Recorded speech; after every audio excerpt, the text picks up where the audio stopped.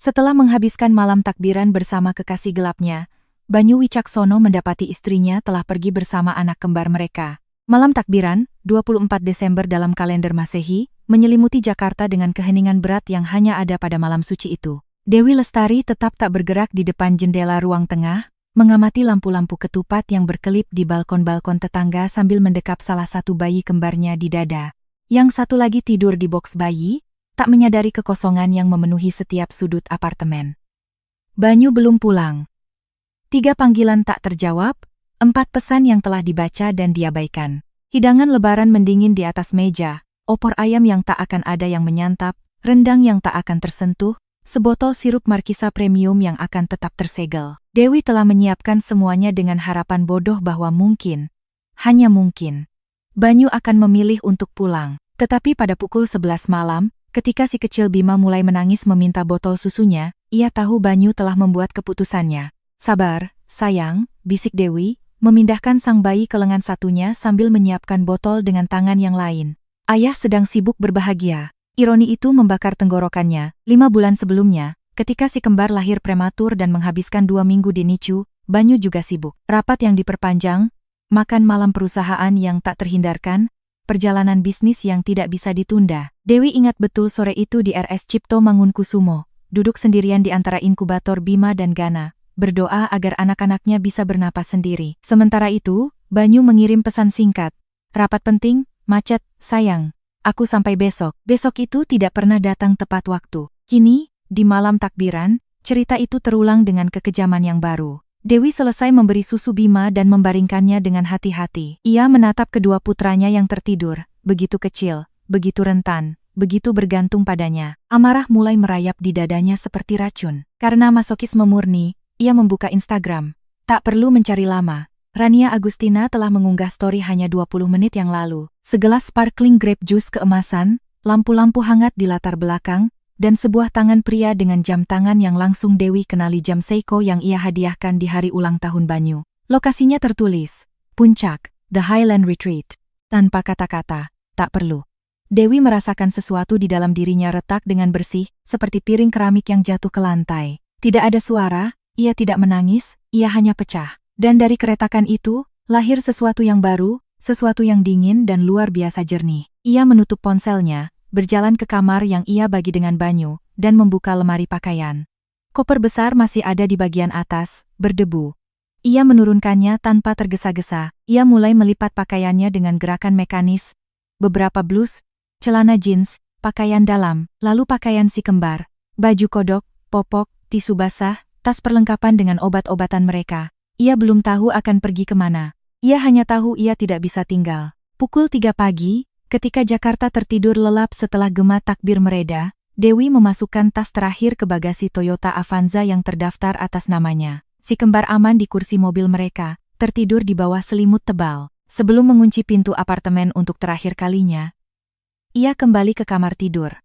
Ia melepaskan cincin kawinnya, meletakkannya di meja nakas sisi Banyu, di samping miliknya sendiri yang sudah ia simpan selama berminggu-minggu ketika ia tak sanggup lagi menahan beban kebohongan di jarinya. Dalam sebuah amplop coklat, ia menulis dengan tulisan tangan yang mantap, "Kamu memilih merayakan lebaran jauh dari kami.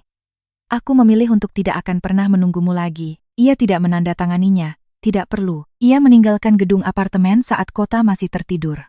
Jalanan kosong, dihiasi spanduk Selamat Idul Fitri yang kini terasa kejam. Ia mengemudi tanpa tujuan selama 20 menit, sampai jalan tol menuju timur terbentang di hadapannya seperti janji yang kelam. Di kaca spion, lampu-lampu Jakarta menjadi semakin kecil. Dewi tidak menoleh ke belakang. Untuk pertama kalinya dalam beberapa bulan, ia merasa bisa bernapas. Banyu membuka matanya dengan mulut kering dan rasa sakit berdenyut di pelipisnya. Cahaya matahari masuk dengan agresif melalui tirai linen putih di villa, terlalu terang, terlalu nyata. Di sampingnya, Rania tidur tengkurap, rambut coklatnya tersebar di bantal, tak peduli pada jenderang yang mulai bertalu-talu di dada Banyu. Ia melihat ponselnya. 26 Desember, 10,47 pagi. 6 panggilan tak terjawab dari ibunya. 9 pesan WhatsApp belum dibaca. Tak satu pun dari Dewi. Kesunyian itu membuatnya merinding dengan cara yang tidak ia mengerti. Ia bangkit tanpa suara, memungut pakaiannya yang berserakan di lantai kayu, dan berpakaian di kamar mandi. Saat menatap cermin, ia melihat seorang pria yang tidak sepenuhnya ia kenali, Kantung mata yang tebal, janggut 2 hari, senyum terpaksa yang bahkan tidak bisa lagi menipu dirinya sendiri. Mau kemana pagi-pagi? Suara Rania terdengar dari tempat tidur, serak karena kantuk. Aku harus pulang. Bukankah kita sudah sepakat tinggal sampai besok? Banyu tidak menjawab. Ia menutup pintu kamar mandi dan menekan nomor Dewi. Kotak suara. Ia mencoba lagi. Kotak suara. Sekali lagi. Nihil. Simpul di perutnya semakin mengencang. Perjalanan dari puncak ke Jakarta terasa begitu panjang. Setiap kelokan jalan tol Jagorawi memicu kecemasan yang tumbuh tak terkendali. Rania bersikeras untuk ikut, tetapi Banyu praktis menurunkannya di sebuah rest area, berjanji akan meneleponnya nanti. Sebuah kebohongan yang mereka berdua tahu adalah kebohongan. Ketika ia memutar kunci di lubang pintu apartemennya di kawasan Tebet, hal pertama yang ia sadari adalah kesunyian. Bukan kesunyian biasa di tengah hari, melainkan kesunyian yang absolut, hampa, tidak wajar. Dewi, panggilnya, meletakkan kunci di meja konsol. Tidak ada jawaban. Sayang, langkah kakinya menggema di lantai parket saat ia berjalan menyusuri koridor. Ruang tengah rapi, terlalu rapi. Meja makan bersih, tidak ada remah, tidak ada piring kotor. Mainan warna-warni yang biasanya menutupi karpet pun tidak ada. Ia pergi ke kamar si kembar. Boks bayi kosong, mainan gantung di atasnya diam tak bergerak. Tapi selimutnya hilang. Boneka-bonekanya hilang. Alat sterilisasi botol yang selalu menyala di samping lemari laci juga hilang. Banyu merasakan udara menjadi berat. Ia membuka lemari tanam. Setengah dari pakaian anak-anaknya telah lenyap. Baju-baju kodok, piyama, topi-topi mungil mereka. Ia berlari ke kamar utama. Lemari Dewi setengah kosong. Celana jeans favoritnya, sweater turtleneck-nya, tas kosmetiknya semua hilang. Pukulan terakhir adalah apa yang ada di atas meja nakasnya. 2 cincin kawin emas. Satu miliknya, satu lagi milik Dewi, dan amplop coklat tanpa nama. Ia membukanya dengan tangan gemetar. Kamu memilih merayakan lebaran jauh dari kami. Aku memilih untuk tidak akan pernah menunggumu lagi. Kata-kata itu menusuknya seperti duri. Tidak, bisiknya. Membaca ulang catatan itu 1, 2, 3 kali, seolah-olah ia bisa mengubah maknanya. Ia menekan nomor Dewi lagi. Kotak suara. Ia menelepon ibu mertuanya. Bu Ratna. Dewi di mana? Tanyanya tanpa basa-basi saat telepon diangkat. Ibu tidak tahu, Banyu. Bagaimana bisa ibu tidak tahu? Dia putri ibu, dia memang putri ibu. Dan kamu adalah pria yang meninggalkannya sendirian di malam takbiran dengan 2 bayi berusia 5 bulan. Suara Bu Ratna sedingin es. Jika dia meneleponmu, itu karena dia mau. Ibu tidak akan memberitahumu apa-apa. Bu, tolong. Saya perlu tahu apakah mereka baik-baik saja. Mereka lebih baik daripada saat bersamamu. Telepon ditutup. Banyu melempar ponselnya ke sofa dan merosot ke lantai, punggungnya bersandar di dinding. Tangannya gemetar. Ia melihat sekeliling. Apartemen yang mereka beli bersama, foto-foto berbingkai pernikahan mereka di Bali, selimut rajutan yang diberikan nenek Dewi. Semuanya masih ada, tetapi semuanya terasa mati. Ia bangkit dan mulai mencari petunjuk seperti orang putus asa. Ia membuka laci, memeriksa tagihan, mencari kwitansi. Tidak ada. Dewi telah pergi tanpa jejak. Lalu ia teringat rekening bank bersama. Ia masuk ke aplikasi bank dengan denyut nadi yang cepat. Saldo, Rp2.870.000. Beberapa hari sebelumnya, ada lebih dari Rp60.000.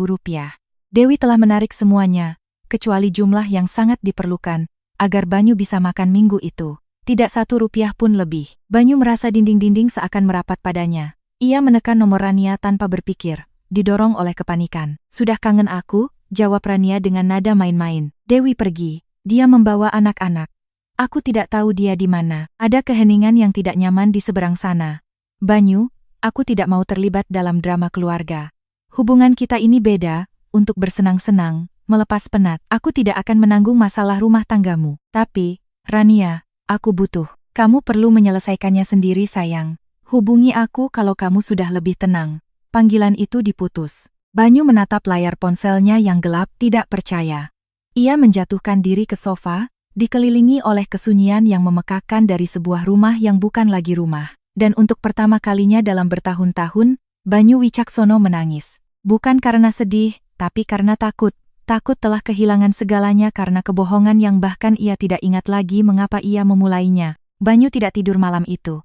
Ia duduk di sofa dengan ponsel di tangan, kompulsif merefresh WhatsApp setiap 5 menit, berharap status Dewi berubah dari terakhir dilihat 24 Desember pukul 22,14 menjadi apapun yang menandakan bahwa ia masih hidup, bahwa anak-anaknya baik-baik saja. nihil. Pukul 7 pagi tanggal 27 Desember, ia keluar rumah dengan mata merah. Jakarta perlahan-lahan bangun setelah libur lebaran. Toko-toko masih tutup, jalanan setengah kosong. Tujuan pertamanya adalah puskesmas di dekat rumah, tempat Dewi biasa membawa si kembar untuk konsultasi dokter anak. Selamat pagi. Saya mau bertanya tentang istri saya, Dewi Lestari, katanya kepada resepsionis, mencoba terdengar tenang. Dia punya janji dengan Dr. Wibowo untuk anak-anak, dan saya perlu tahu. Maaf, Pak, saya tidak bisa memberikan informasi pasien lain. Perlindungan data, mereka anak-anak saya. Saya berhak tahu. Maaf, Pak. Jika nama Bapak tidak ada dalam formulir otorisasi, saya tidak bisa membantu. Maaf. Banyu mengepalkan tangannya, dan pergi sebelum mengatakan sesuatu yang akan ia sesali. Ia mencoba di tempat penitipan anak, tempat mereka telah mendaftarkan si kembar untuk saat mereka berusia 1 tahun. Kepala sekolah bahkan tidak mengizinkannya melewati pintu. Ibu Dewi telah membatalkan prapendaftaran 4 hari yang lalu, katanya dengan ketus. Katanya mereka akan pindah. Kemana? Beliau tidak merinci. Dan bahkan jika saya tahu, nama Bapak tidak tercantum sebagai kontak resmi di formulir. Banyu merasa tanah di bawah kakinya bergoyang. Ia kembali ke apartemen pada tengah hari, lelah dan hampa. Ia membuka kulkas karena kebiasaan. Ada satu wadah Tupperware berisi sayur lodeh yang pasti dimasak Dewi sebelum ia pergi. Di sebelahnya, sebotol yogurt kedaluarsa dan setengah potong roti tawar. Ia tidak menyentuh apapun. Ia duduk di depan laptop dan membuka email bersama yang mereka gunakan untuk tagihan dan urusan rumah. Ia mencari di antara pesan-pesan terbaru, apa saja konfirmasi hotel, tiket kereta, reservasi. Tidak ada yang mencurigakan. Dewi telah menghapus jejaknya dengan presisi bedah. Lalu ia teringat sesuatu. Ia mengakses akun iCloud keluarga yang mereka bagi untuk foto anak-anak. Dewi belum menonaktifkan sinkronisasi. Ia membuka folder lokasi terkini. Catatan terakhir adalah pada 25 Desember, pukul 04.23 pagi. Lokasinya memotong di dekat gerbang tol Cikampek Utama. Setelah itu, tidak ada lagi. Dewi pasti telah mematikan ponselnya atau menonaktifkan lokasi. Cerdas, metodis, dingin, sama sekali berbeda dari wanita manis dan agak naif yang ia kira ia kenal. Ponselnya bergetar. Pesan dari ibunya. Banyu, datang ke rumah. Kita perlu bicara. 40 menit kemudian, ia duduk di ruang tamu orang tuanya di Bintaro. Ibunya, Ibu Endang, meletakkan secangkir kopi di depannya yang tidak ia sentuh. Ayahnya, Bapak Hartono, berdiri di dekat jendela, lengan bersilang dan ekspresi yang sangat Banyu kenal. Kekecewaan. Ceritakan pada kami apa yang telah kamu lakukan, kata Ibu Endang dengan suara pelan. Bu, jangan beri Ibu alasan. Bu Ratna menelepon Ibu kemarin. Menceritakan tentang malam takbiran. Banyu menunduk. Itu sebuah kesalahan. Aku hanya perlu melepas penat. Melepas penat? Suara ayahnya memotong udara seperti pisau. Kamu punya 2 anak berusia 5 bulan dan seorang istri yang baru saja melahirkan. Melepas penat dari apa? Ayah tidak tahu bagaimana rasanya. Banyu meledak, berdiri. Menghabiskan berbulan-bulan tanpa tidur, mendengar tangisan terus-menerus, melihat hidupmu lenyap. Itu namanya menjadi seorang ayah, Banyu, sela Ibu Endang. Dan jutaan orang melakukannya, tanpa harus tidur dengan rekan kerja pertama yang tersenyum padanya. Keheningan jatuh seperti batu. Dewi menelepon ibu pada malam takbiran, lanjut ibunya, sambil menangis. Dia bertanya apakah ibu tahu di mana kamu berada. Ibu bilang padanya kamu pasti di rumah. Karena ibu tidak percaya anak ibu sendiri tega meninggalkannya sendirian saat lebaran. Banyu menutupi wajahnya dengan tangan. Ibu tahu di mana dia? Tanyanya dengan suara tercekat. Tidak. Dan bahkan jika ibu tahu, ibu tidak akan memberitahumu. Bu, tolong. Dewi adalah wanita yang baik, ibu yang luar biasa, dan kamu memperlakukannya seolah-olah dia adalah beban. Ibu Endang bangkit, gemetar karena amarah yang tertahan. Sekarang kamu harus hidup dengan konsekuensinya. Bapak Hartono mendekat dan meletakkan tangan yang kokoh di bahu putranya. Perbaiki hidupmu, Banyu. Karena jika kamu terus seperti ini, kamu akan kehilangan segalanya. Dan kali ini, jangan andalkan kami untuk membereskan kekacauanmu. Banyu meninggalkan rumah orang tuanya, merasa dunia berputar dalam lingkaran yang semakin kecil. Ia berjalan tanpa tujuan, melewati etalase-etalase yang terang dan keluarga-keluarga yang berjalan-jalan dengan bahagia. Ia menekan nomor Rania, kotak suara. Ia mencoba lagi. Kotak suara. Ia tertawa getir. Ironis, sekarang dialah yang menelepon tanpa jawaban. Sesampainya di Bundaran HI, ia duduk di sebuah bangku, menghadap air mancur. Ia mengeluarkan ponselnya dan membuka folder foto. Di sana ada Dewi, 3 bulan sebelumnya, di rumah sakit, dengan si kembar yang baru lahir di pelukannya. Ia memiliki kantung mata yang dalam, rambut diikat sanggul berantakan, daster rumah sakit yang kusut, tapi ia tersenyum. Senyum yang lelah, patah, tapi nyata. Banyu memperbesar gambar itu dan melihat sesuatu yang tidak pernah ia sadari. Di latar belakang, terpantul di jendela kamar, ada dirinya, berdiri dengan ponsel di tangan, absen. Bahkan di saat terpenting dalam hidup mereka, ia telah berada di tempat lain. Ponselnya bergetar. Sebuah email dari alamat yang tidak dikenal, tanpa subjek. Ia membukanya dengan tangan gemetar. Anak-anak baik-baik saja. Mereka akan tumbuh tanpa kekosongan yang kamu pilih. Jangan cari kami lagi. Tidak ada lokasi, tidak ada tanda tangan, tidak ada kesempatan untuk membalas. Banyu merasakan sesuatu di dalam dirinya hancur total. Karena untuk pertama kalinya ia memahami kebenaran, Dewi tidak lari karena dorongan sesaat. Ia telah merencanakan semuanya dengan presisi yang hanya lahir dari rasa sakit yang terakumulasi selama berbulan-bulan.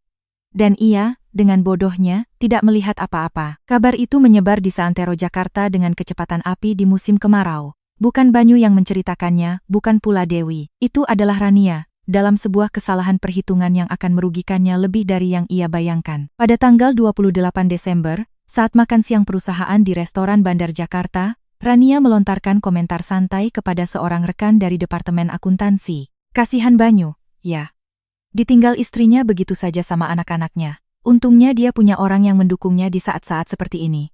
Rekannya, Nelia, seorang wanita berusia 50-an yang mengenal Dewi dari acara makan malam perusahaan, menyipitkan matanya. Maksudmu, orang yang mendukungnya itu siapa? Rania terlambat menyadari kesalahannya. Ia mencoba tertawa. Maksudku keluarganya. Tentu saja. Tapi kerusakan telah terjadi. 48 jam kemudian, Banyu menerima telepon dari bosnya, Pak Tirtayasa, Direktur Utama PT Cita Rasa Nusantara. Banyu, datang ke kantor saya sekarang. Nada suaranya tidak menerima penolakan. Ketika ia memasuki kantor dengan pemandangan taman, Pak Tirtayasa berdiri di dekat jendela dengan tangan di saku. Ia tidak berbalik. Duduk, Banyu menurut. Benarkah apa yang mereka katakan? Tanya Pak Tirtayasa, tanpa basa-basi. Tergantung apa yang Bapak dengar. Bahwa kamu meninggalkan istri dan anak-anakmu yang baru lahir di malam takbiran untuk pergi dengan Rania Sales. Bahwa sekarang istrimu menghilang dan seluruh departemen penjualan mengetahuinya. Banyu menelan ludah.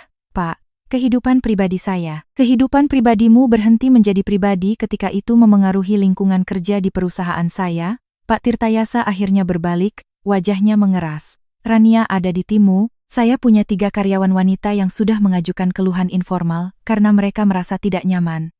Kamu tahu betapa ricuhnya ini? Tidak ada yang tidak pantas di tempat kerja. Jangan main-main denganku, Banyu.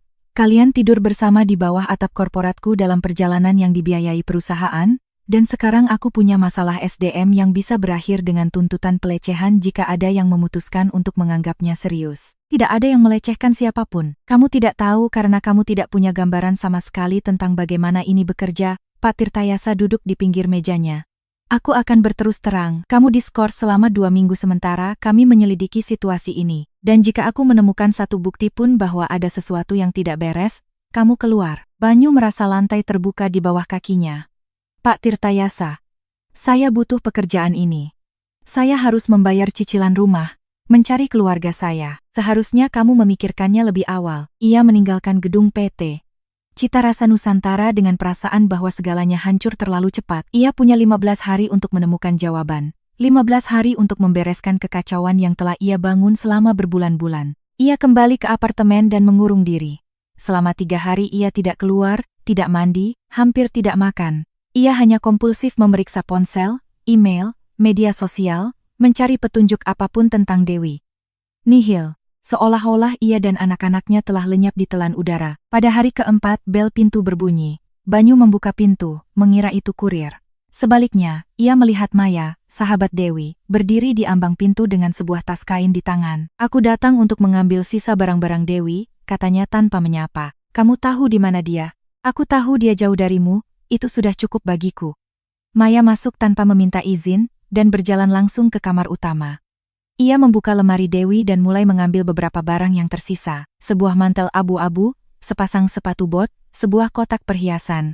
Maya, tolong. Banyu mengikutinya. Aku perlu bicara dengannya. Aku hanya ingin tahu apakah anak-anak baik-baik saja. Anak-anak baik-baik saja. Lebih baik dari bulan-bulan sebelumnya. Mereka anak-anakku. Aku punya hak. Hak? Maya berbalik dengan tajam. Hak apa yang kamu klaim? Banyu. Hak untuk meninggalkan mereka di malam takbiran? Hak untuk menghilang selama berminggu-minggu sementara Dewi berjuang sendirian? Hak untuk tidur dengan rekan kerjamu sementara istrimu menangis di nicu? Banyu mundur seolah-olah ditampar. Itu tidak. Aku tidak pernah. Semua orang tahu, Banyu. Seluruh Jakarta membicarakanmu, dan bukan dengan cara yang baik. Maya selesai mengisi tas dan berjalan ke pintu. Satu hal lagi, katanya sebelum pergi. Dewi memintaku untuk memberitahumu sesuatu. Banyu menunggu, menahan napas. Jangan coba-coba mencarinya. Jika kamu pernah peduli padanya atau anak-anak, biarkan mereka tenang. Karena satu-satunya hal yang kamu berikan kepada mereka adalah ketiadaan, dan mereka tidak membutuhkannya lagi. Pintu tertutup. Banyu berdiri sendirian di koridor, dikelilingi oleh gema kesalahannya sendiri. Malam itu, ia mencoba menelepon Rania. Ia perlu berbicara dengan seseorang, merasa tidak terlalu sendirian, menemukan sesuatu yang mirip dengan penghiburan. Rania menjawab pada dering kelima. Apa maumu, Banyu? Aku perlu bertemu denganmu. Bukan ide yang bagus. Rania, tolong, dengar. Hubungan kita menyenangkan selagi berlangsung, tapi sekarang kamu adalah masalah. Pak Tirtayasa memanggilku kemarin, menginterogasiku selama 1 jam. Setengah kantor menatapku seolah-olah aku perusak rumah tangga orang. Kamu tidak merusak apa-apa. Akulah. Tepat, kamu yang merusak pernikahanmu, dan aku tidak akan membayar piring pecahmu. Suaranya terdengar dingin, praktis. Itu indah, Banyu, tapi sudah berakhir. Jangan hubungi aku lagi. Telepon ditutup. Banyu menjatuhkan ponselnya ke sofa. Ia mendekati jendela dan memandang ke jalan. Tetangga di seberang gedung sedang makan malam keluarga. Terlihat lampu-lampu hangat, siluet-siluet yang bergerak, tawa. Ia berada di sisi lain kaca, sendirian, diskors dari pekerjaan, ditinggalkan oleh wanita yang ia khianati istrinya, dan tanpa tahu di mana anak-anaknya berada. Untuk pertama kalinya dalam hidupnya, Banyu memahami apa arti kata konsekuensi, dan ia tahu dengan sangat jelas bahwa ia baru saja mulai membayarnya. 3 minggu setelah hilangnya Dewi, Banyu menerima surat tercatat. Ia menandatanganinya di pintu tanpa berpikir, percaya itu adalah pemberitahuan dari bank atau pengelola gedung. Ketika ia merobek amplop coklat dan melihat kop surat dari sebuah kantor pengacara di Yogyakarta, jantungnya berhenti berdetak. Gumilar, rekan, hukum keluarga. Di dalamnya, sebuah gugatan cerai. Bersih, langsung, tanpa drama. Dewi meminta pembubaran perkawinan karena perselisihan yang tidak dapat didamaikan. Ia menuntut hak asuh tunggal atas anak-anak, Bima dan Gana Wicaksono. Ia tidak menuntut tunjangan untuk dirinya sendiri, hanya menuntut tunjangan anak yang sah, Rp6.000 per bulan untuk setiap anak, ditambah biaya tak terduga 50%. Di akhir dokumen, sebuah paragraf yang digarisbawahi, penggugat secara tegas menolak segala bentuk komunikasi langsung dengan tergugat di luar lingkup yudisial.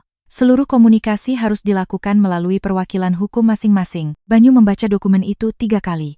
Tidak ada hinaan, tidak ada tuduhan dramatis, tidak ada ancaman. Hanya kedinginan administratif yang lebih menyakitkan daripada teriakan apapun. Dewi tidak membencinya, ia hanya telah menghapusnya. Ia menelepon nomor kantor pengacara itu. Seorang sekretaris yang sopan memberitahunya bahwa pengacara, Ibu Laura Gumilar, dapat menemuinya dengan janji temu minggu depan.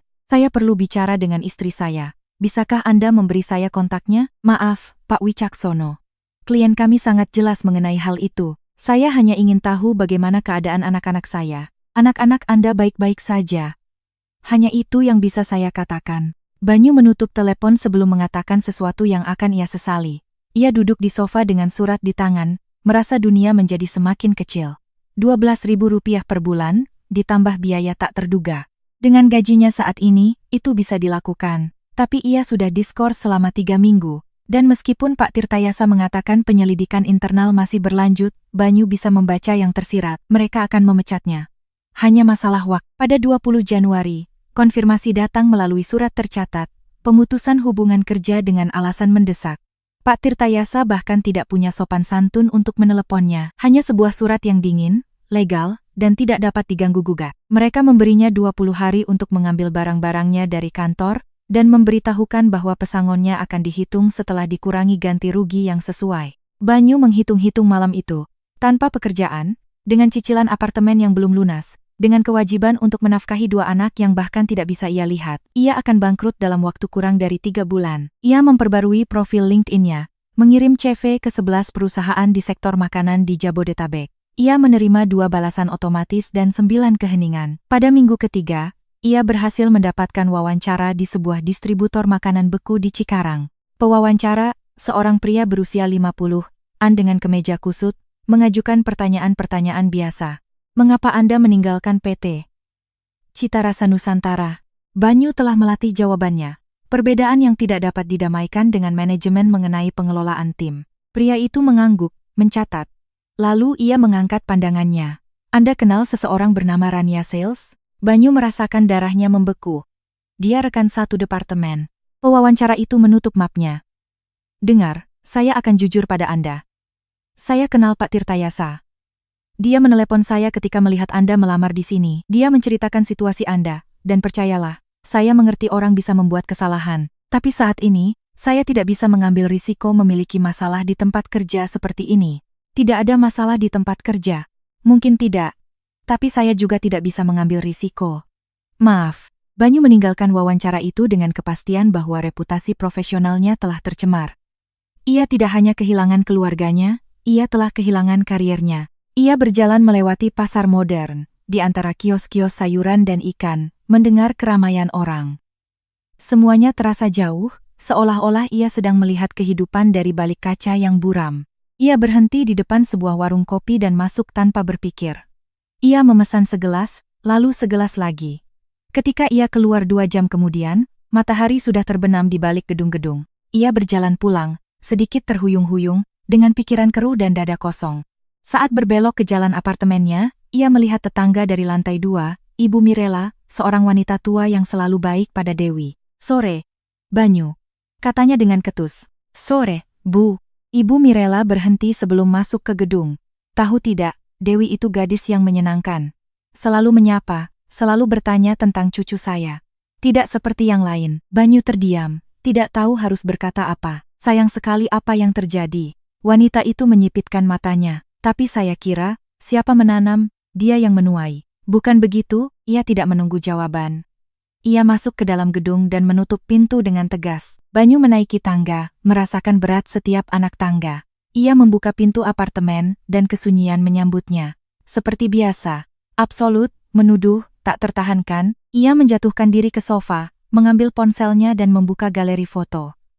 Di sana ada Dewi di pantai di Bali, 2 musim panas sebelumnya, dengan gaun linen berwarna terakota, dan rambut tergerai ditiup angin. Ia tersenyum dengan kegembiraan tanpa beban yang sekarang terasa seperti dari kehidupan lain. Banyu memperbesar gambar itu hingga pikselnya kabur. Maaf, bisiknya ke kehampaan. Aku benar-benar minta maaf. Tapi kata-kata itu hilang dalam kesunyian apartemen, karena Dewi tidak ada di sana untuk mendengarnya.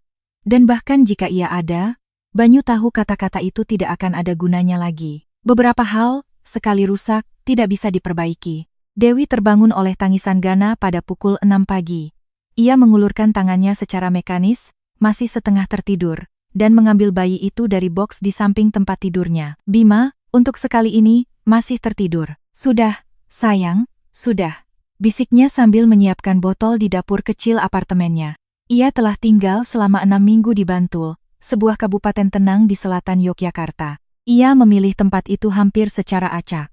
Cukup dekat dengan kota besar untuk memiliki fasilitas. Cukup jauh untuk merasa tak terlihat. Apartemennya mungil. Lantai 2 tanpa lift di jalan sempit di kawasan yang asri. Luasnya hampir tidak 50 meter persegi. 1 kamar tidur, 1 ruang tamu dapur, 1 kamar mandi dengan ubin biru muda tahun 80-anan. Tapi apartemen itu memiliki sesuatu yang tidak pernah dimiliki apartemen di Jakarta, kedamaian. Bukan keheningan hampa penantian, tetapi keheningan yang penuh dengan keputusan sendiri. Sambil Gana menyusu, Dewi memandang keluar jendela.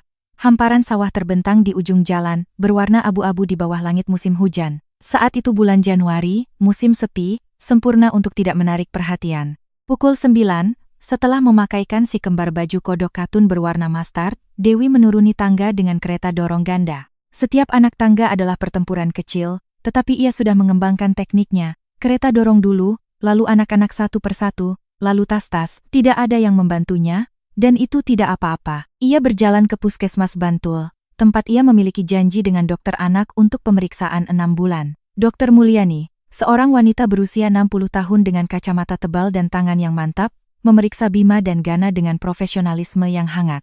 Mereka sempurna, katanya sambil mencatat di buku Kia. Berat badan baik, perkembangan motorik sesuai. Dan kamu sendiri bagaimana? Dewi mengerjap, terkejut dengan pertanyaan itu. Baik dok, saya tidak bertanya sebagai ibu, saya bertanya sebagai wanita. Dewi menunduk, lelah, tapi baik. Dokter itu meletakkan penanya.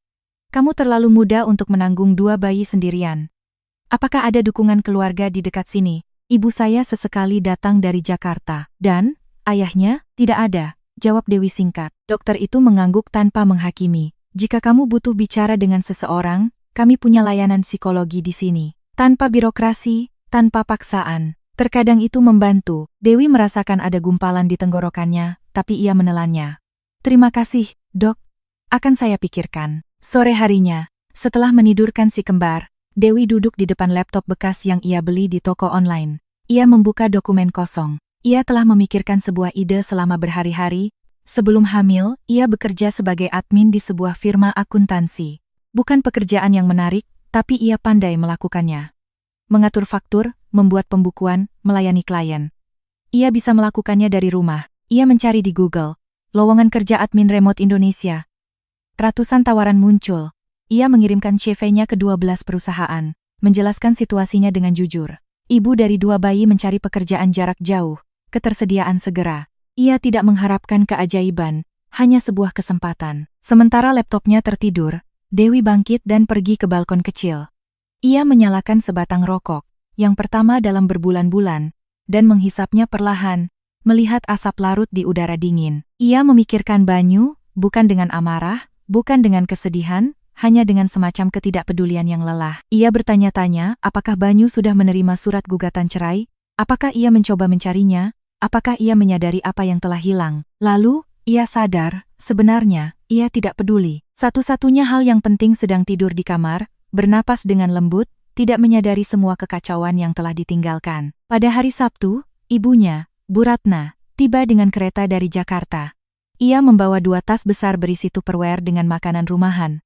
Rendang, opor ayam, kroket beku. Kamu tidak bisa hidup hanya dengan mie instan dan sarden kalengan. Dewi, aku baik-baik saja, Bu. Kamu kurus dan punya kantung mata. Dewi tidak membantah. Ia membiarkan ibunya memarahinya, memeluknya, memanjakannya. Selama beberapa jam, ia mengizinkan dirinya menjadi anak lagi, bukan hanya ibu. Sementara Bu Ratna bermain dengan si kembar di ruang tamu, Dewi memeriksa emailnya. 3 balasan otomatis, 1 tawaran yang mencurigakan, dan sebuah pesan dari sebuah firma akuntansi di Sleman. Ibu Dewi, kami telah meninjau profil Anda dan ingin menjadwalkan wawancara melalui video call. Apakah Anda bersedia pada hari Senin pukul 10.00? Dewi membaca ulang email itu 3 kali sebelum membalas. Bersedia. Terima kasih atas kesempatannya. Ia menutup laptop dan menyandarkan kepalanya ke dinding. Sebuah celah kecil cahaya di tengah kegelapan. Pada hari Senin, pukul 10 tepat, Dewi duduk di depan laptop dengan si kembar tertidur di kamar. Ia mengenakan blus bersih berwarna merah anggur, menyisir rambutnya, bahkan merias wajah sedikit. Wawancara berlangsung selama 25 menit. Wanita di seberang layar, Ibu Monika, manajer SDM, mengajukan pertanyaan tentang pengalamannya, ketersediaannya, tentang bagaimana ia akan mengatur pekerjaan dari rumah dengan 2 bayi. Dewi jujur. Saya bekerja saat mereka tidur. Subuh, saat mereka tidur siang, malam hari. Saya berpengalaman dalam mengatur kekacauan, dan saya membutuhkan pekerjaan ini. Monika tersenyum. Saya suka transparansi Anda. Kami akan menghubungi Anda besok. Keesokan harinya, pukul 11 pagi, email itu datang. Selamat datang di tim. Anda mulai Senin depan. Kontrak 6 bulan dapat diperpanjang, gaji 10.000 kotor per bulan. Sepenuhnya bekerja dari rumah. Dewi membaca pesan itu 5 kali. Lalu ia menatap Bima dan Gana yang sedang bermain di lantai dengan balok-balok kayu. Kita berhasil, bisiknya. Ia tidak menelepon siapapun untuk merayakannya. Ia tidak memposting apapun di media sosial. Ia tidak membutuhkan validasi eksternal. Ia hanya mengizinkan dirinya untuk tersenyum-senyum kecil, lelah, tapi sepenuhnya miliknya. Untuk pertama kalinya sejak ia melarikan diri dari Jakarta, ia merasakan sesuatu yang mirip dengan harapan. Pada Minggu malam, setelah Bu Ratna kembali ke Jakarta, Dewi sendirian bersama anak-anak. Ia memandikan mereka di bak plastik biru yang ia beli di toko perlengkapan bayi, memakaikan mereka piyama mewah, menyanyikan lagu Nina Bobo Sumbang yang biasa dinyanyikan neneknya. Ketika mereka akhirnya tertidur, ia duduk di lantai ruang tamu dengan segelas anggur merah murah dan melihat foto-foto di ponselnya. Ia telah menghapus semua foto Banyu. Yang tersisa hanya fotonya bersama si kembar dan beberapa foto Maya, ibunya, dari saat-saat yang patut dikenang. Karena penasaran masokis, ia membuka Instagram. Ia mencari profil Rania Sales. Sekarang akunnya privat, tentu saja setelah skandal di perusahaan. Lalu ia mencari Banyu. Ia belum memposting apapun sejak foto terakhirnya dari sebuah konferensi di Singapura, tersenyum di samping rekan-rekan kerja. Rania muncul di latar belakang, buram. Dewi menutup aplikasi tanpa merasakan apa-apa. Ia menghabiskan anggurnya dalam satu tegukan, mencuci gelasnya, dan naik ke tempat tidur. Besok ia punya pekerjaan. Besok, mungkin, sesuatu yang baru akan dimulai. Dan Banyu Wicaksono akhirnya berada di tempat yang semestinya, masa lalu. Banyu sudah 2 bulan tidak bekerja ketika pemilik apartemen menelepon, mengingatkannya bahwa ia menunggak sewa 3 bulan. Dengar, Banyu, saya sudah kenal kamu bertahun-tahun, saya tahu kamu orang baik, tapi ini tidak bisa terus begini. Entah kamu bayar atau kita harus cari solusi lain. Beri saya 1 minggu lagi, Pak. Tolong. Pemilik apartemen itu menghela napas. 1 minggu. Tidak lebih. Banyu menutup telepon dan menatap langit-langit ruang tamu. Ada noda lembab yang telah tumbuh selama berbulan-bulan di sudut, seperti metafora yang terlalu jelas tentang hidupnya. Ia telah mengirim 42 CV, menerima 6 balasan. 5 penolakan sopan, 1 wawancara yang berakhir ketika perekrut mencari namanya di Google, dan menemukan penyebutan di sebuah forum anonim karyawan Jakarta. Banyu Wicaksono, manajer penjualan yang menghancurkan kariernya karena tidur dengan rekan kerja sementara istrinya membesarkan anak kembar. Tidak ada cara untuk lari dari masa lalu. Pada Jumat sore, Banyu turun ke Indomaret di sudut jalan dengan sisa uang di rekeningnya, 38.000. Ia membeli kebutuhan pokok, mie instan, saus tomat, telur, roti tawar. Ia melewatkan kopi, sosis, apapun yang tidak benar-benar diperlukan. Di antrean kasir, ia melihat Rania. Ia membawa troli penuh dengan produk gourmet, keju, anggur impor, salmon asap. Ia mengenakan riasan lengkap dengan mantel unta yang belum pernah Banyu lihat sebelumnya. Pandangan mereka bertemu. Rania segera membuang muka dan pindah ke antrean lain. Banyu merasakan campuran kemarahan dan penghinaan yang begitu kuat hingga ia harus mengepalkan tinjunya agar tidak mengatakan apa-apa. Ia membayar belanjaannya yang seharga 37.500 dan meninggalkan toko. Ketika ia sampai di pintu gedung, ia mendengar langkah-langkah tergesa di belakangnya. Banyu, tunggu, itu Rania. Dengan mantel tertutup rapat dan ekspresi tidak nyaman. Apa maumu? Aku hanya ingin tahu bagaimana kabarmu. Banyu menatapnya tanpa berkedip. Oh, jadi sekarang kamu peduli? Jangan tidak adil. Aku juga menderita karena semua ini. Kamu? Banyu tertawa getir. Kamu masih bekerja. Kamu masih punya kehidupan. Aku kehilangan segalanya. Rania. Segalanya. Aku tidak memaksamu melakukan apa-apa.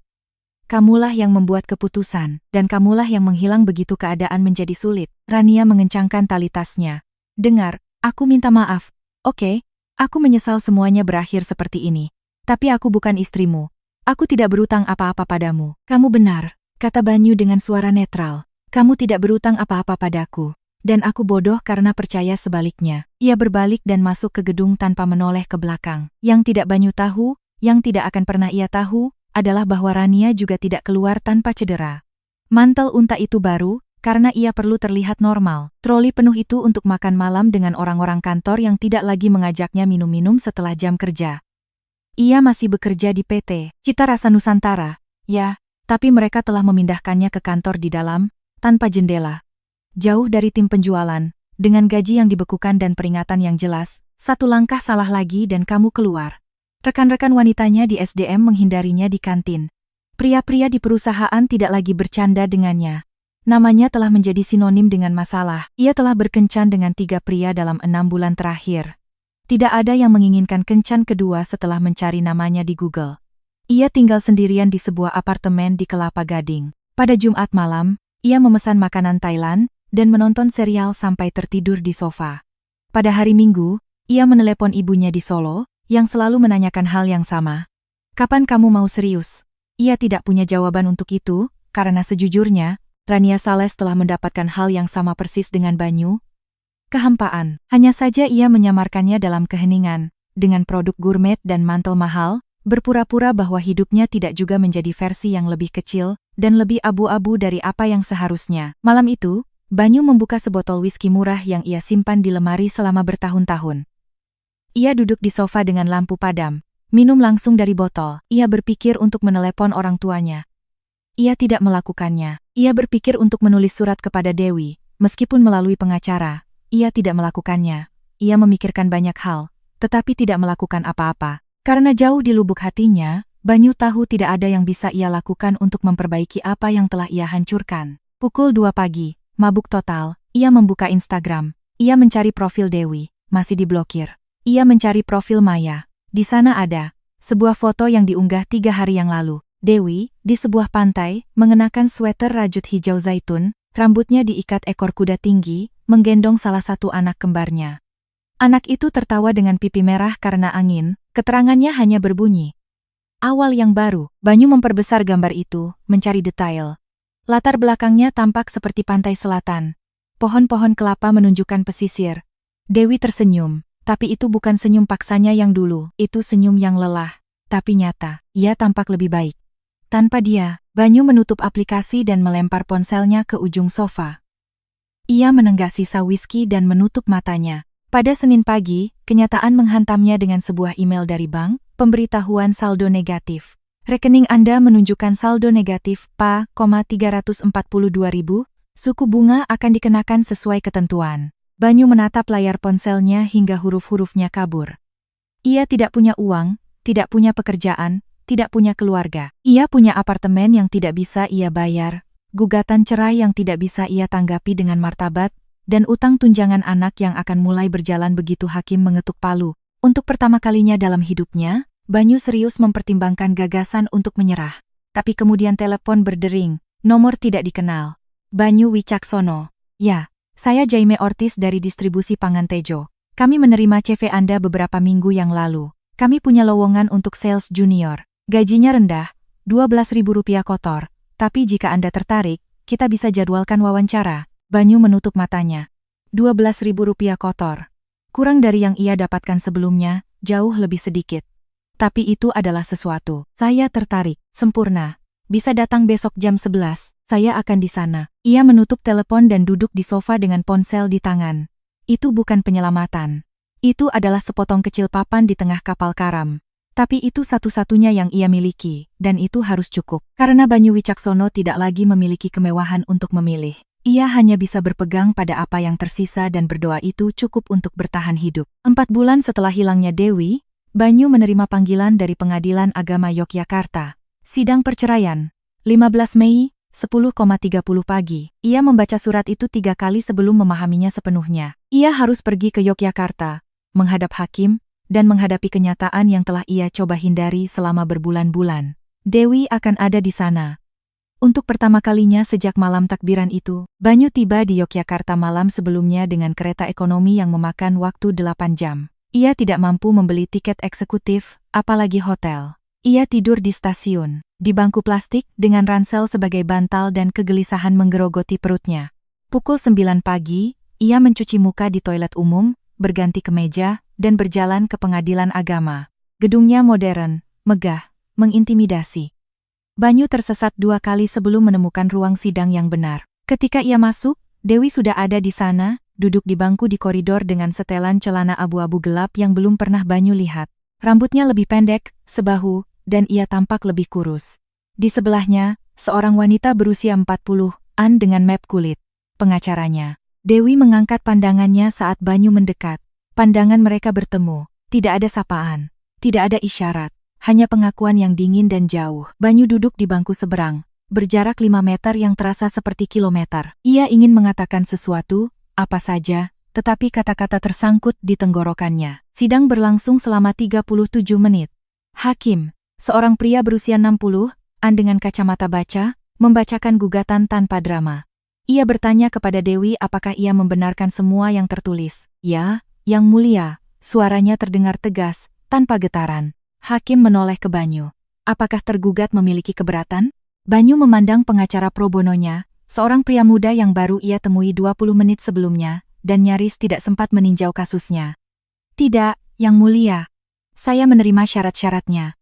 Anda menerima hak asuh tunggal untuk ibu? Banyu menelan ludah. Ya. Anda menerima tunjangan anak sebesar Rp6.000 per bulan untuk setiap anak, Rp12.000. Lebih dari separuh gaji barunya. Ya. Hakim membuat beberapa catatan. Baiklah. Ditetapkan jadwal kunjungan yang diawasi, yang akan diperluas sesuai perkembangan. Setiap 2 Sabtu, dari pukul 10.00 hingga 18.00. Kunjungan akan dilakukan di titik temu keluarga sampai laporan psikososial menentukan kelayakan kunjungan tanpa pengawasan. Banyu merasakan sesuatu patah di dalam dirinya. Kunjungan yang diawasi.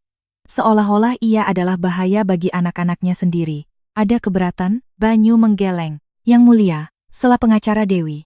Klien saya meminta agar jadwal kunjungan dimulai dalam 3 bulan untuk memberikan stabilitas emosional kepada anak-anak. Ada keberatan dari pihak tergugat? Pengacara Banyu bahkan tidak berkonsultasi dengannya. Tidak, Yang Mulia, dikabulkan. Hakim menutup mapnya. Perkawinan ini dibubarkan dengan kesepakatan bersama. Putusan akan berkekuatan hukum tetap dalam 30 hari. Anda bisa pergi, begitu saja. 7 tahun pernikahan, bubar dalam waktu kurang dari 40 menit. Banyu keluar dari ruang sidang dengan kaki gemetar. Ia bersandar di dinding koridor, mencoba bernapas. Dewi keluar beberapa detik kemudian, ditemani pengacaranya. Ia berjalan dengan langkah mantap menuju lift. Devi. Ia berhenti, tapi tidak berbalik. Tolong, 5 menit. Pengacaranya hendak ikut campur, tetapi Dewi mengangkat tangannya. Tidak apa-apa. Tunggu aku di bawah. Mereka sendirian di koridor. Dewi berbalik menghadapnya, tetapi menjaga jarak. Apa maumu, Banyu? Aku hanya ingin tahu bagaimana keadaan anak-anak. Mereka baik-baik saja. Sudah bisa bicara, berjalan. Bima mengambil langkah pertamanya minggu lalu. Gana masih merangkak, tapi hampir. Banyu merasakan tusukan di dadanya. Ia telah melewatkan itu. Langkah pertama putranya. Dan kamu? Kamu baik-baik saja? Dewi menatapnya dengan ekspresi yang mustahil diuraikan. Aku lebih baik dari 5 bulan yang lalu. Dewi, aku. Maaf untuk semuanya. Kalau saja aku bisa kembali. Kamu tidak bisa. Suaranya tenang, tanpa amarah. Dan bahkan jika kamu bisa, itu tidak akan mengubah apa-apa. Karena masalahnya bukan hanya malam itu, Banyu, masalahnya adalah setiap malam sebelumnya. Setiap kali kamu memilih untuk tidak ada, aku tidak tahu. Tentu saja kamu tidak tahu. Dewi maju selangkah. Kamu tahu bagaimana rasanya melahirkan prematur dan sendirian di rumah sakit berdoa agar anak-anakmu bernapas? Kamu tahu bagaimana rasanya menangis diam-diam jam 4 pagi, karena salah satu dari mereka tidak berhenti menangis, dan kamu tidak tahu harus berbuat apa. Kamu tahu bagaimana rasanya menyiapkan hidangan lebaran sambil tahu bahwa orang yang berjanji akan selalu ada sedang tidur dengan orang lain? Banyu menunduk. Tidak, aku tidak tahu. Tepat, kamu tidak tahu, dan kamu tidak akan pernah tahu. Dewi menarik napas dalam-dalam. Aku tidak membencimu, Banyu. Aku harap aku bisa. Itu akan lebih mudah, tapi apa yang aku rasakan lebih buruk dari kebencian. Ini ketidakpedulian. Kamu sama sekali tidak berarti bagiku. Kata-kata itu jatuh seperti batu. Anak-anak butuh seorang ayah, kata Banyu dengan suara tercekat. Mereka butuh ayah yang hadir. Yang memilih untuk ada. Bukan yang muncul karena diperintahkan hakim. Dewi mundur selangkah. Ketika kamu siap menjadi ayah seperti itu, beritahu aku. Sampai saat itu, bayar tunjangan dan biarkan kami hidup. Ia berbalik dan berjalan ke lift. Banyu ingin mengikutinya, mengatakan sesuatu yang lain, tetapi pintu lift tertutup sebelum ia bisa bereaksi. Ia berdiri sendirian di koridor kosong, dikelilingi oleh gema kesalahannya sendiri. Ia kembali ke Jakarta malam itu juga, dengan kereta ekonomi. Sambil memandangi lampu-lampu jalan tol dari jendela, Banyu memahami sesuatu yang telah ia sangkal selama berbulan-bulan. Dewi tidak akan kembali. Anak-anak tidak akan mengenalnya sebagai ayah. Tetapi sebagai orang asing yang muncul setiap 2 Sabtu. Dan ia harus hidup dengan itu. Bukan karena itu adil, tetapi karena itu adalah konsekuensi persis dari setiap keputusan yang telah ia buat. Ia mengambil ponselnya dan membuka folder foto. Ia menghapus semua foto Rania. Ia hanya menyisakan 2. Satu foto Dewi, hamil, dengan tangan di perutnya. Dan satu lagi foto si kembar yang baru lahir, mungil di inkubator mereka. Itu satu-satunya hal nyata yang tersisa baginya. Sisanya hanyalah hantu dari kehidupan yang telah ia hancurkan sendiri. Setahun kemudian, Desember kembali ke Jakarta dengan dinginnya yang menusuk dan lampu-lampu Natalnya. Banyu berjalan di tengah kerumunan yang berbelanja di menit-menit terakhir. Setahun persis sejak malam lebaran itu, ia membawa sebuah tas kecil di tangannya. Dua boneka binatang yang ia beli di sebuah toko mainan, dinosaurus hijau dan kelinci abu-abu, untuk Bima dan Gana. Meskipun ia tidak yakin apakah boneka itu akan sampai ke tangan mereka, besok adalah hari kunjungannya. Yang keenam sejak hakim mengeluarkan putusan. Setiap 2 Sabtu, 4 jam, di sebuah titik temu keluarga di Yogyakarta. Sebuah ruangan dingin dengan mainan usang, seorang pengawas yang membuat catatan, dan 2 anak berusia 17 bulan yang menatapnya seolah-olah ia adalah orang asing. Karena memang itulah dia, orang asing. Banyu berhasil mempertahankan pekerjaannya di distribusi pangan Tejo. Tidak cemerlang, tidak ada masa depan, tetapi cukup untuk membayar tagihan. Tunjangan Rp12.000 keluar secara religius setiap tanggal 5. Terkadang ia harus meminta kasbon. Di lain waktu ia makan mie instan selama 3 minggu berturut-turut, tapi tunjangan tidak pernah terlambat. Itu satu-satunya hal yang bisa ia lakukan untuk anak-anaknya, satu-satunya martabat yang tersisa. Ia harus meninggalkan apartemen di Tebet terlalu mahal. Sekarang ia tinggal di sebuah studio seluas 30 meter persegi di Manggarai, dekat stasiun kereta. Dindingnya setipis kertas, tetangganya bertengkar setiap malam, tapi hanya itu yang bisa ia bayar. Ibunya mengunjunginya sebulan sekali, selalu dengan tupperware berisi makanan dan tatapan kecewa yang sama. Ayahnya tidak meneleponnya sejak Mei. Malam itu, Banyu makan malam sendirian di depan televisi. Sisa ayam dari warteg yang dipanaskan di microwave. Ponselnya berdering. Nomor tidak dikenal. Halo, Banyu. Butuh 3 detik baginya untuk mengenali suara itu. Rania. Apa maumu? Hanya menelepon, melihat bagaimana kabarmu. Banyu meletakkan sendoknya. Serius? Sekarang? Sudah berbulan-bulan. Kau pikir aku akan merindukanmu? Akan menunggu panggilanmu? Ada keheningan yang canggung. Aku hanya ingin tahu apakah kamu baik-baik saja. Aku baik-baik saja, Rania. Aku tinggal di lubang tikus. Aku melihat anak-anakku 4 jam setiap 15 hari, dan gajiku setengah dari sebelumnya. Tapi aku baik-baik saja. Jangan seperti itu. Kamu mau aku seperti apa? Banyu bangkit, merasakan kemarahan yang terakumulasi selama berbulan-bulan mulai meluap. Kau tahu apa yang terburuk? Aku bahkan tidak bisa menyalahkanmu. Kamu tidak memaksaku melakukan apapun. Aku yang membuat setiap keputusan. Aku yang memilih pergi malam itu. Aku yang memilih berbohong. Aku yang memilih menghancurkan hidupku. Kamu hanya ada di sana. Banyu, jangan telepon aku lagi. Tolong. Biarkan aku setidaknya memiliki martabat untuk melupakan bahwa kamu adalah bagian dari ini. Ia menutup telepon sebelum Rania bisa menjawab. Ia berdiri di tengah studio, gemetar. Lalu ia duduk di lantai dengan punggung menempel di dinding dan menangis untuk pertama kalinya dalam berbulan-bulan. Bukan untuk Rania, bukan untuk Dewi, untuk dirinya sendiri. Untuk pria yang seharusnya bisa ia jadi, dan tidak pernah ia capai. Di apartemennya di Kelapa Gading, Rania menatap layar ponsel dengan panggilan yang terputus. Butuh 3 minggu baginya untuk mengumpulkan keberanian menekan nomor itu, 3 minggu untuk berlatih apa yang harus dikatakan, bagaimana membenarkan diri, bagaimana menjelaskan bahwa ia juga merasa kesepian, tapi Banyu benar. Dia tidak kehilangan anak, tidak kehilangan keluarga, tidak tinggal di studio kumuh makan mie setiap hari. Dia hanya kehilangan ilusi bahwa seseorang bisa melihatnya sebagai sesuatu yang lebih dari sebuah kesalahan. 3 kencan terakhirnya dari Tinder berakhir dengan ghosting setelah minuman pertama. Rekan kerjanya menyapanya dengan kesopanan yang dingin. Ibunya berhenti menanyakan kehidupan cintanya. Pada usia 32, Rania Sales menjalani kehidupan yang persis ia bangun, kosong, sepi, penuh dengan barang-barang indah yang tidak berarti apa-apa. Ia meletakkan ponselnya di meja dan menuang segelas anggur lagi. Ia tidak akan menelepon Banyu lagi. Karena jauh di lubuk hatinya, ia tahu Banyu benar sejak awal. Dia hanya ada di sana, dan itu tidak cukup untuk membangun sesuatu yang berharga. Pada Sabtu pagi, Banyu naik kereta eksekutif ke Yogyakarta. Ia menabung selama 2 bulan untuk bisa membayar tiket kereta cepat, itu sepadan. Memberinya 2 jam lebih banyak dengan anak-anak daripada jika ia naik kereta ekonomi. Ia tiba di titik temu keluarga pukul 9.45, 15 menit lebih awal. Pengawas, Ibu Eleonora, seorang wanita berusia 50 tahun dengan suara ramah dan tatapan profesional, menyambutnya di pintu. Pagi, Banyu. Apa kabar? Baik, Bu. Gugup. Itu normal. Hari ini ibu mereka juga datang. Dia ingin bicara denganmu setelah kunjungan. Jantung Banyu berdebar. Dewi ada di sini? Ya. Dia menunggu di ruangan lain. Pukul 10 tepat, Ibu Eleonora membuka pintu. Bima dan Gana masuk, digandeng oleh seorang asisten. Mereka sudah berjalan dengan mantap, dengan langkah-langkah kikuk namun tegas dari anak-anak kecil. Mereka mengenakan sweater bergaris warna anggur dan celana jeans. Bima menatap Banyu dengan rasa ingin tahu. Gana bersembunyi di belakang asisten. "Halo jagoan," kata Banyu, berjongkok setinggi mereka. "Lihat apa yang ayah bawa." Ia mengeluarkan boneka-boneka itu dari tas. Bima mendekat lebih dulu, perlahan, dan mengambil dinosaurus itu. Ia memeriksanya dengan serius sebelum memeluknya. Gana butuh waktu lebih lama, tetapi akhirnya, didorong oleh rasa ingin tahu, ia mendekat dan mengambil kelinci itu. Banyu merasakan gumpalan di tenggorokannya. 4 jam berikutnya berlalu dalam campuran aneh antara kecanggungan dan momen-momen kecil koneksi. Mereka bermain dengan balok-balok bangunan. Banyu membacakan mereka sebuah cerita dengan suara binatang yang membuat mereka tertawa. Gana memintanya air dan Banyu memberikannya.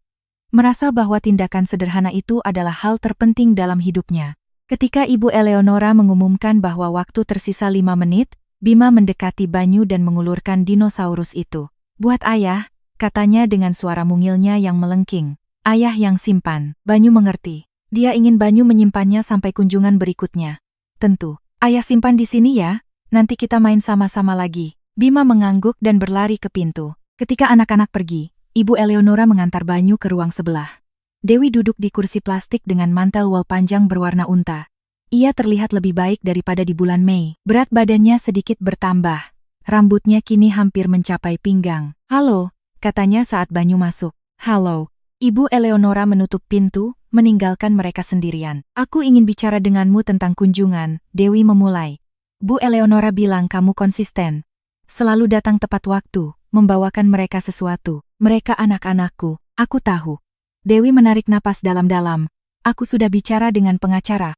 Kalau kamu terus seperti ini, kita bisa minta hakim untuk mencabut pengawasan. Agar kunjungannya bisa normal." Banyu menatapnya, tidak berani mempercayai apa yang didengarnya. "Serius?" "Ya. Tapi dengan syarat, tidak ada memperkenalkan pacar-pacar sesaat, tidak ada perubahan mendadak, dan jika sekali saja, kamu berhenti muncul tanpa pemberitahuan, semuanya berakhir, itu tidak akan terjadi. Kamu pernah mengatakan itu sebelumnya." Banyu mengangguk, menerima pukulan itu. "Kamu benar. Tapi kali ini berbeda. Aku telah belajar betapa mahalnya kehilangan kalian. Aku tidak akan mengulangi kesalahan itu." Dewi menatapnya dalam diam selama beberapa detik. "Kuharap itu benar." Ia bangkit untuk pergi, tetapi berhenti di pintu. "Satu hal lagi. Anak-anak bertanya tentangmu," Bima bilang ayah saat melihat dinosaurus. Kurasa kamu bisa menjadi bagian dari hidup mereka. Kamu hanya perlu membuktikannya." "Akan kubuktikan." Dewi mengangguk dan pergi.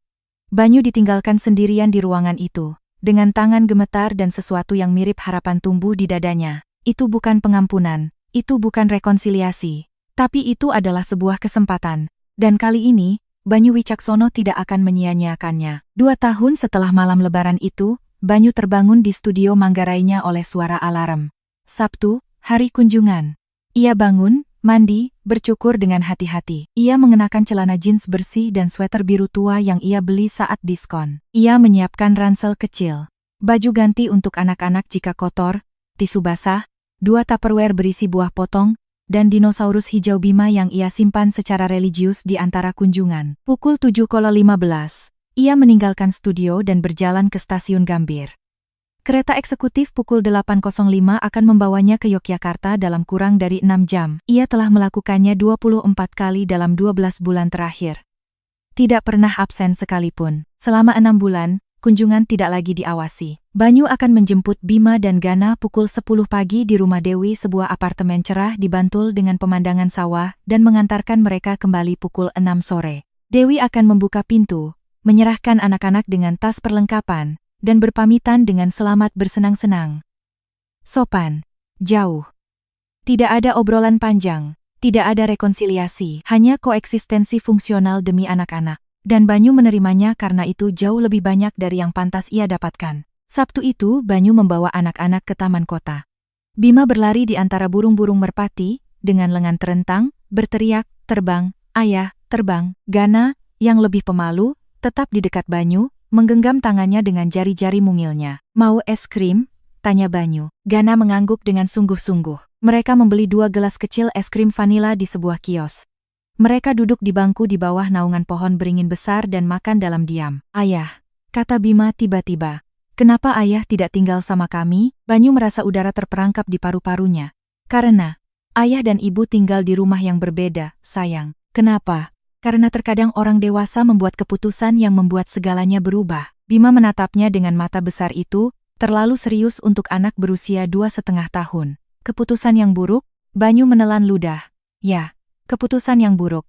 Bima kembali ke es krimnya, tampaknya puas dengan jawabannya. Tapi Banyu menatap ke kejauhan, merasakan berat kedua kata itu seperti batu di perutnya. Pukul 6.15, Banyu mengantar anak-anak kembali. Saat berbelok di tikungan jalan tempat Dewi tinggal, ia berhenti mendadak. Di alun-alun kecil di depan gedung, di dekat air mancur batu, ada dia, Dewi. Tertawa. Bukan senyum sopan yang ia berikan saat Banyu menjemput anak-anak. Bukan seringai lelah seorang ibu yang kelelahan. Itu adalah tawa yang tulus, spontan, yang menerangi seluruh wajahnya. Di sebelahnya, seorang pria tinggi. Banyu mengira mengangkat Gana ke udara sementara bocah itu terkikik gembira. Bima berlari berputar-putar di sekitar mereka dengan layang-layang merah di tangan. Dewi mengenakan gaun ringan berwarna terakota, sandal datar, rambutnya tergerai di punggungnya. Matahari sore menyinarinya dengan warna keemasan. Ia tampak lebih muda, lebih ringan, seolah-olah seseorang telah mengangkat beban tak terlihat dari pundaknya. Banyu berdiri tak bergerak, tersembunyi di balik mobil yang diparkir, mengamati. Pria itu menurunkan Gana dan mengatakan sesuatu yang tidak bisa Banyu dengar. Dewi mencondongkan tubuh ke arahnya dan menciumnya. Ciuman cepat, santai, jenis ciuman yang diberikan oleh pasangan yang merasa aman bersama. Banyu merasakan sengatan tajam di dadanya. Bukan cemburu, tepatnya. Itu adalah pengakuan brutal akan sebuah kebenaran. Dewi telah move on. Dia telah membangun kembali hidupnya. Dia telah menemukan kebahagiaan yang tidak pernah Banyu berikan. Dan dia melakukannya tanpanya. Lebih baik tanpanya. Bima melihat Banyu dan berlari ke arahnya. Ayah, lihat layang-layangku. Dewi berbalik. Senyum di wajahnya tidak hilang, tetapi berubah bentuk. Lebih terkendali, lebih sopan. Halo, Banyu. Kamu datang tepat waktu. Pria itu mendekat dengan Gana di pelukannya. Anda pasti Banyu. Ia mengulurkan tangannya dengan wajar. Saya Gilang. Banyu menjabat tangannya, merasa diamati, dihakimi, dibandingkan. Senang bertemu dengan Anda. Anak-anak tidak berhenti membicarakanmu, kata Gilang dengan senyum tulus. Banyu hanya mengangguk, tidak tahu harus menjawab apa. Dewi mengumpulkan barang-barang anak-anak. Kita naik, tanyanya, menunjuk ke gedung. Anak-anak perlu makan. Dewi membuka pintu apartemen. Rambutnya sekarang diikat kepang seadanya, tapi ia masih terlihat bersinar. Semuanya lancar? Tanyanya sementara Bima dan Gana berlari masuk, berteriak tentang merpati. Ya, mereka makan dengan baik, tidak ada rengekan. Bima bertanya, kenapa aku tidak tinggal dengan kalian? Dewi menghela napas. Gana juga kadang-kadang bertanya, apa yang kamu katakan pada mereka? Bahwa ayah dan ibu saling menyayangi dengan cara yang berbeda sekarang. Tapi kami berdua sangat menyayangi kalian. Banyu mengangguk. Terima kasih. Untuk apa? Karena tidak membuat mereka membenciku. Aku tahu kamu punya hak untuk itu. Dewi menatapnya dengan ekspresi yang sulit diuraikan. Aku tidak melakukannya untukmu, Banyu. Aku melakukannya untuk mereka. Mereka berhak punya ayah. Meskipun ayah itu datang terlambat dalam hidup mereka. Kata-kata itu menyakitkan, tapi adil. Aku tahu. Ada keheningan yang canggung.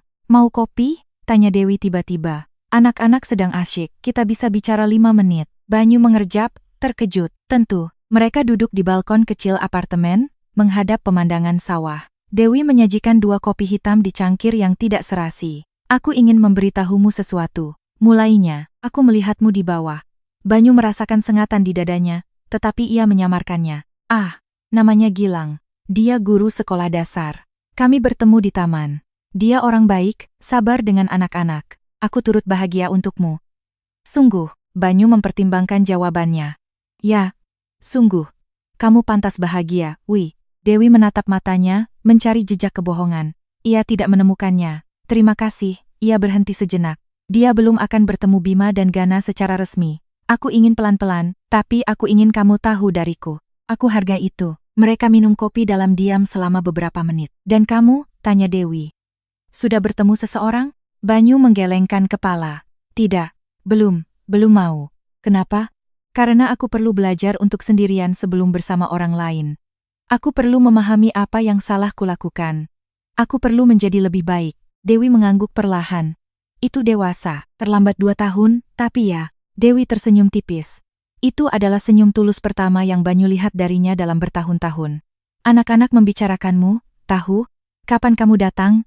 Apa yang akan kalian lakukan? Bima meletakkan dinosaurus itu di tempat tidurnya setiap malam. Banyu merasakan gumpalan di tenggorokannya. Serius? Serius. Kamu tidak sempurna, Banyu. Kamu datang terlambat, tapi kamu berusaha. Itu berarti, aku tidak tahu apakah itu cukup berarti. Itu berarti bagi mereka. Dan hanya itu yang penting. Banyu menunduk menatap cangkir kosongnya. Aku sangat menyesal atas apa yang kulakukan padamu. Wi, aku tahu aku sudah mengatakannya, tapi aku perlu kamu tahu itu benar. Aku menyesalinya setiap hari. Aku tahu, Dewi meletakkan cangkirnya di meja. Dan aku percaya padamu. Tapi penyesalan tidak mengubah apa yang terjadi. Itu hanya mengubah apa yang kamu lakukan setelahnya. Ia bangkit. Anak-anak menyukaimu, Banyu. Jangan sia-siakan itu. Tidak akan. Ketika Banyu meninggalkan apartemen, matahari mulai terbenam di atas Yogyakarta, mewarnai langit dengan warna oranye dan ungu. Ia berjalan ke stasiun kereta dengan tangan di saku, memikirkan semua yang telah hilang dan sedikit yang berhasil ia dapatkan kembali. Ia tidak memiliki Dewi, mungkin tidak akan pernah. Dia sedang move on, membangun kehidupan baru dengan seseorang yang tahu bagaimana menghargainya. Dan Banyu tinggal di studio 30 meter persegi, berpenghasilan sedikit di atas upah minimum, dan melihat anak-anaknya 8 hari sebulan. Tapi 8 hari itu nyata. Bima memanggilnya ayah dan memintanya untuk melemparkannya ke udara. Gana tertidur di pelukannya di kereta pulang. Itu bukan kehidupan yang ia bayangkan, tapi itu adalah kehidupan yang tersisa setelah ia menghancurkan yang sebelumnya, dan ia harus belajar untuk hidup dengannya. Karena beberapa keputusan tidak bisa ditarik kembali. Hanya ada konsekuensi. Dan Banyu Wicaksono akhirnya belajar untuk hidup dengan miliknya. 3 tahun kemudian, pagi tanggal 24 Desember dalam kalender Masehi, malam takbiran. Banyu terbangun di apartemen barunya di Manggarai. Tidak besar, 60 meter persegi, tetapi punya 2 kamar tidur. Satu untuknya, dan satu lagi untuk Bima dan Gana ketika mereka menginap di akhir pekan. Butuh 1,5 tahun baginya untuk bisa membelinya. Sebuah promosi sederhana di distribusi pangan Tejo kepala area, tidak ada yang spektakuler memberinya dorongan finansial yang diperlukan. Dinding kamar anak-anak dicat kuning mustard. Ada 2 tempat tidur kecil dengan selimut dinosaurus dan rak buku penuh cerita yang Banyu bacakan setiap malam mereka bersamanya. Malam lebaran ini, anak-anak bersama Dewi. Gilirannya. Banyu membuat kopi dan duduk di depan jendela ruang tamu. 3 tahun persis sejak malam itu. Malam di mana ia kehilangan segalanya karena keputusan bodoh. Ia memikirkan Rania. Ia tidak tahu apa-apa tentangnya sejak panggilan telepon 2 tahun lalu. Ia dengar dari kenalan bahwa ia terus bekerja di perusahaan lain, bahwa ia telah pindah ke Surabaya. Ia tidak peduli. Rania adalah hantu dari kesalahan yang tidak lagi memiliki kuasa atas dirinya. Ia memikirkan Dewi. Ia melihatnya 2 minggu yang lalu ketika mengantar anak-anak pulang setelah akhir pekan. Gilang ada di sana, sedang menyiapkan makan malam. Pria yang tenang, bersuara lembut, yang menyapa Banyu dengan kesopanan yang tulus. Anak-anak banyak bercerita tentangmu, kata Gilang sementara Dewi memandikan Bima dan Gana. Dewi juga. Banyu terkejut. Ya. Dia bilang kamu ayah yang baik. Bahwa kamu datang terlambat, tapi kamu ada di sini sekarang. Banyu tidak tahu harus menjawab apa. Ia hanya merasa, dan pergi. Tapi kata-kata itu terus berputar di kepalanya selama berhari-hari. Datang terlambat, tapi kamu ada di sini sekarang. Itu adalah yang terbaik yang bisa ia harapkan, dan itu sudah cukup. Pukul 11 pagi, telepon berdering. Itu Bima. Ayah, selamat lebaran, jagoan. Gimana di sana? Kami buat kue kering. Gana makan setengah adonannya. Banyu tertawa. Dan kamu? Aku, cuma sedikit. Di latar belakang, terdengar suara Dewi. Bima, kasih teleponnya ke ayah biar bisa bicara sama Gana juga. Terdengar suara anak-anak berebut telepon. Lalu suara malu-malu Gana. Halo, ayah. Halo, jagoan kecil. Senang-senang? Iya. Aku boleh hias kue bentuk bintang sama Mas Gilang. Wah, hebat. Sisain buat ayah. Ya, iya. Lalu Dewi mengambil telepon. Halo, Banyu. Halo? Maaf ganggu, mereka cuma, tidak apa-apa. Mereka yang mau meneleponmu. Ia berhenti sejenak. Kamu apa hari ini? Makan siang sama orang tua. Tidak ada yang istimewa. Syukurlah. Aku senang kamu bersama mereka. Ada keheningan yang nyaman, sesuatu yang sebelumnya tidak mungkin terjadi. Banyu, kata Dewi dengan suara lembut, aku ingin memberitahumu sesuatu. Ya, terima kasih. Untuk apa? Karena tidak menyerah. Aku tahu itu sulit. Aku tahu bulan-bulan pertama adalah neraka. Tapi kamu tidak pergi. Kamu tetap tinggal. Dan anak-anak punya ayah karena itu. Banyu merasakan gumpalan di tenggorokannya. Itu hal paling minimal yang bisa kulakukan. Tidak, banyak orang tidak melakukannya. Kamu melakukannya. Dan itu penting. Aku. Kamu tidak perlu mengatakan apa-apa. Aku hanya ingin kamu tahu bahwa meskipun hal-hal di antara kita tidak akan pernah kembali seperti dulu, aku menghormatimu atas caramu menangani ini. Banyu menutup matanya. Terima kasih. Itu sangat berarti. Baiklah, aku tutup dulu. Anak-anak akan meneleponmu besok. Oke. Sampaikan ciumku untuk mereka. Akan kusampaikan. Selamat Lebaran, Banyu. Selamat Lebaran, Wi. Ia menutup telepon. Ia duduk di sofa dengan ponsel di tangan, merasakan sesuatu yang sudah bertahun-tahun tidak ia rasakan. Damai.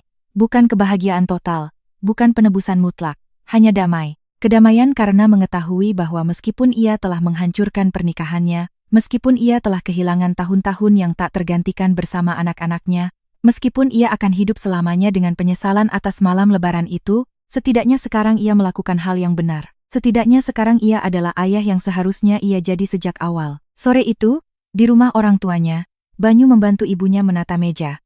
Ayahnya, Bapak Hartono, duduk di sofa menonton berita. Ia mulai berbicara dengannya lagi setahun yang lalu, setelah Ibu Endang meyakinkannya bahwa Banyu benar-benar berubah. Hubungan mereka tidak seperti dulu, tapi itu adalah sesuatu. Bagaimana anak-anak? Tanya Ibu Endang sambil meletakkan piring. Baik, Bu. Bahagia. Dewi melakukan pekerjaan yang luar biasa dengan mereka. Dan kamu juga, Banyu menatapnya terkejut. Iya, kamu. Ibu melihatnya saat mereka datang. Mereka memujamu. Dan itu tidak akan terjadi jika kamu bukan ayah yang baik. Banyu merasakan sesuatu yang melegakan di dadanya. Terima kasih, Bu. Mereka makan malam bersama. Opor ayam, rendang, sebotol sirup yang dibuka Bapak Hartono dengan hikmat. Itu bukan lebaran yang sempurna. Tapi itu nyata, dan setelah semua yang terjadi, nyata sudah cukup. Ketika ia kembali ke apartemennya malam itu, Banyu berdiri di kamar anak-anak. Ia memandangi tempat tidur kosong.